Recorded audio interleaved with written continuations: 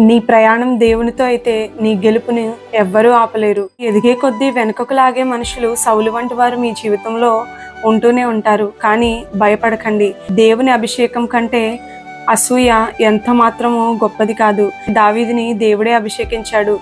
దేవుని అభిషేకం దావీదుకు తోడుగా ఉంది కాబట్టి సౌలు పగ దావీదుని ఏమీ చేయలేకపోయింది.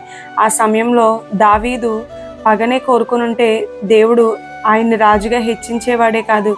కానీ దావీదు దేవుని చిత్తాన్ని నెరవేర్చాడు. ఎప్పుడైతే దేవుని చిత్తానికి లోబడ్డాడో దేవుని చిత్తాన్ని నెరవేర్చి దావీదుకి దేవుడు తోడుగా ఉండి ప్రతి విషయంలోనూ దేవుడు నడిపించి సౌలు నుండి తప్పించి నిలవబెట్టాడు. కాబట్టి దావీదు జీవితంలో గెలుపు పొందుకోగలిగాడు.